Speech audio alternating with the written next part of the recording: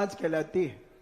मगर इस सभ्य समाज के बीच में भी कुछ ऐसे षड्यंत्रकारी लोग हुआ करते हैं कि जो षड्यंत्र रचने में अपने आप की वाहवा लूटने का प्रयास करते हैं। षड्यंत्र में कैसे भी हो षड्यंत्र रचना है, किसी को पैसे देकर के भी हम बुलवा करके पब्लिक के सामने उसे प्रस्तुत कर देते हैं, क्योंकि पैसा एक आज ऐसी चीज है कि बहुत सारे लोग अपना ईमान भी उस पैसे में बेच देते हैं। और ऐसे कई महीनों से ये चर्चाएं लोगों के बीच में थी, लोग कर रहे थे, मगर उसका दूध का दूध और पानी का पानी आज स्पष्ट हो गया। अब वो मुंह छुपा करके घूम रहे होंगे, कहां चले गए? वो तो सब हो गए ढेर और सुधा सागर जी हो गए बब्बर शेर। वो तो सब हो गए ढेर और सुधा सागर जी हो गए बब्बर शेर। इसलिए दोस्तों, और ये शेर की उपाधि किसने दी थी? जब पूज्य श्री परम पूज्य आचार्य गुरु विद्यासागर जी महाराज के दर्शनार्थ श्री कुंडलपुर जी क्षेत्र पर पहुंचे थे, तब आचार्य श्री ने कहा था कि मैंने सुना है कि ये दहाड़ते बहुत हैं, मगर अब ये दहाड़ेंगे, मगर अभी चल करके आए हैं, एक दो दिन आराम करेंगे और फिर दहाड़ेंगे।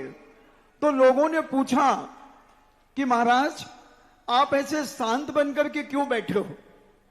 महाराज ने कितनी मार्मिक बात कही कि भैया, अपने परिवार में तो निकृष्ट आदमी दहाड़ता है, मैं तो उनके बीच में दहाड़ता हूं जो धर्म के विरुद्ध और आगम के विरुद्ध कार्य करते हैं, समाज को नीचा दिखाने का कार्य करते हैं, उनके सामने मैं दहाड़ता हूं और मुझे कहीं दहाड़ने की कोई आवश्यकता नहीं है। तो पूज्य श्री कोई मामूली हस्ती नहीं है बंधुओं। हम इन्हें क्या कहें? इन्हें साधु कहें या डॉक्टर कहें या इंजीनियर कहें या आर्किटेक्ट कहें या वास्तुविज्ञ कहें, क्या कहें? हम आर्स मार्गी कहें, किस प्रकार से हम इनका विनयांजलि दें, किन शब्दों में विनयांजलि दें? बंधुओं, देवगढ़ की एक बहुत पुरानी बात है। देवगढ़ जीर्ण शीर्ण अवस्था में था, क्योंकि पूज्य श्री को एक उपाधि तीर्थ क्षेत्र जीर्णोद्धारक भी कहा जाता है कि जो जीर्ण क्षीण दशा में जो क्षेत्र होते हैं उनका उद्धार करने में इनका बड़ा उत्साह रहता है। तो पूज्य ने देवगढ़ के अंदर इतना जीर्ण शीर्ण स्थान क्षेत्र हो चुका था, पूज्य ने 467 प्रतिमाओं को व्यवस्थित करके वहां का पंचकल्याण कराया। उनके अंदर एक वेदना थी कि इन मंदिरों के अंदर अंधेरा रहता है, उजाला कैसे हो? बड़े बड़े आर्किटेक्ट, वास्तुविज्ञ, इंजीनियर, बहुत सारे लोग आए और महाराज ने वो 41 या 44 मंदिर जो हैं वो सब दिखाए कि भाई इनमें किसी प्रकार से उजेला आना चाहिए। तब उन्होंने कहा कि महाराज जी, कुछ नहीं हो सकता, ये मंदिर पूरा खुल करके ही बड़ा होगा और कोई मार्ग नहीं है इसका। महाराज ने कहा भैया, इन मंदिरों को खुलवा करके कौन बना सकता है? और महाराज जी सामायिक पर बैठ गए। सामायिक पे बैठने के बाद बच्चों को बुलाया और कहा इस पिलर को खोदो, ये कितना नीचे पिलर है। 2 फुट 2.5 फुट खुदवा दिया, 3 फुट खुदवा दिया, पिलर नीचे था। महाराज ने कहा जय सिया राम, हो गया काम। और बस उन मंदिरों को नीचे से 3-3, 4-4 फुट खुदवा दिया, मंदिर अपने आप ऊंचा हो गया और खिड़की निकल गई, मंदिर में उजाला ही उजाला हो गया। बड़े बड़े इंजीनियर आदि सब फेल हो गए। पिछले बार मैंने आगरा के अंदर, बहुत सारे लोग पूछते हैं महाराज से जिज्ञासा में कि महाराज जी पुंगव का अर्थ क्या होता है? तो हमारे महाराज बहुत सीधे साधे हैं, मगर जैसी देवी वैसी पूजा करके जानते हैं।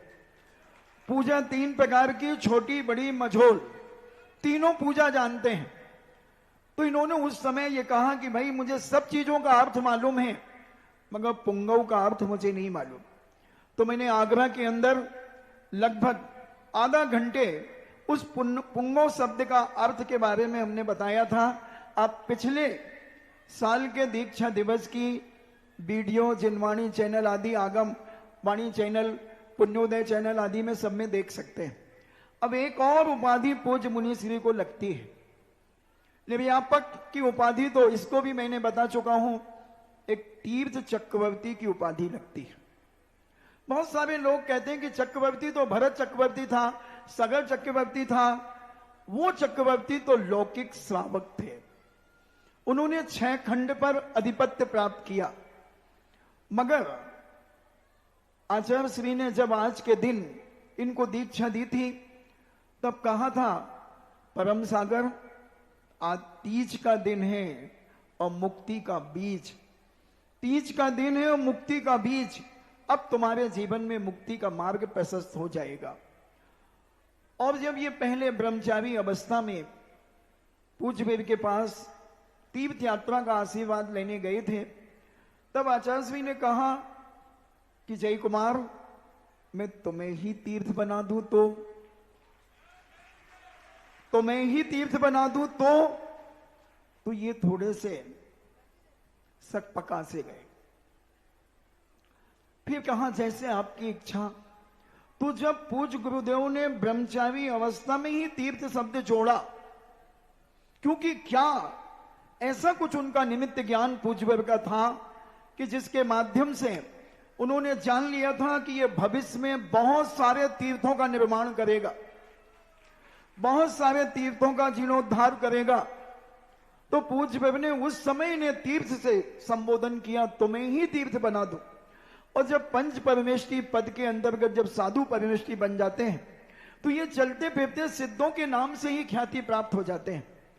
तो चक्रवर्ती को जब चक्रवर्ती 60,000 वर्ष में भरत चक्रवर्ती ने 6 खंड को जीता, पूज्य मुनिश्री ने जब मुनि बनने के बाद विहार करना शुरू किया और तीर्थों का निर्माण करना शुरू किया, इनके आशीर्वाद से तीर्थ बनना शुरू हुए।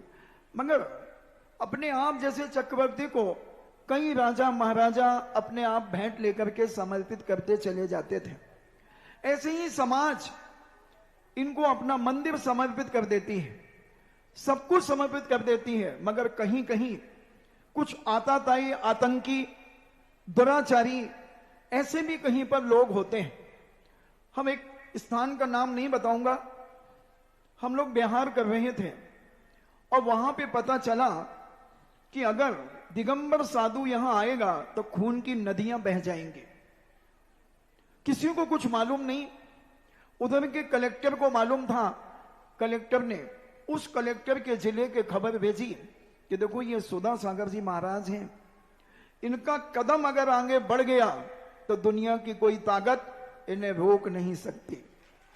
सारी दुनिया एक तरफ हो जाए और सुधा सागर जी एक तरफ हो जाए तो सारी दुनिया पासंग में आएगी बंधुओं, और सुधा सागर जी भारी पड़ेंगे।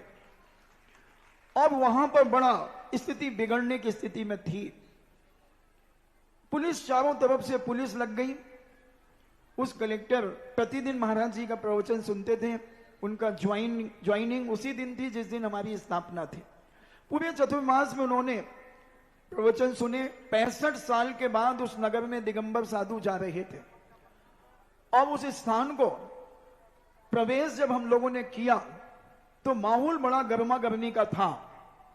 ऐसा लग रहा था कि कोई विस्फोट बड़ा हो सकता है और मात्र दर्शन करना था। इनको संघर्ष में बड़ा आनंद आता है और इनका जीवन संघर्ष में ही रहा है।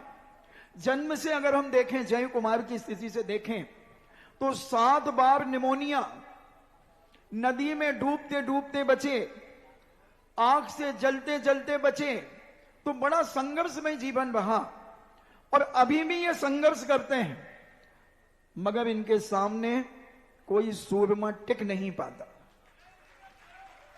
कोई सूरमा टिक नहीं पाता। और जब तक 2 साधु के लिए, एक पूज्य आचार्य विद्यासागर जी महाराज को और एक पूज्य निर्यापक सुधा सागर जी महाराज के ऊपर जिसने भी उंगली उठाने का प्रयास किया वह उंगली वहीं से सड़ेगी बंधुओं, वहीं से सड़ेगी, गलेगी। अब उसका जीवन जो पतन की ओर जाएगा, क्योंकि प्रकृति है, ये कर्म है, कर्म किसी को नहीं छोड़ते। तीर्थंकर जैसे इस कर्म की चपेट में आए हैं, पारसनाथ जैसी शक्ति 7 दिन तक बिचौलिया में पिटती रही, आदिनाथ जैसे स्वामी इतनी बड़ी शक्ति युग के आदि में 7 महीने 8 दिन तक अंजलि लेकर के घूमते रहे। 22 वर्ष तक के पति के वियोग में अंजना जैसी सती अपने जीवन में दुख का अनुभव करती रही। इसलिए इस दिगंबर जैन धर्म के दिगंबर साधुओं से कोई भिड़ने का प्रयास मत करना, यह षड्यंत्र मत रचना, पैसे देकर के षड्यंत्र रचना। और वो जब वहां हम पहुंचे तो स्थिति गर्मा गर्म की थी, और मात्र महाराज जी हम लोग दर्शन करके वहां से निकलना था, समाज का एक घर था शायद वहां पर, मगर महाराज तो संघर्ष से लोहा लेने में मास्टर हैं। ये कहते हैं आज यहीं रुकेंगे रात को,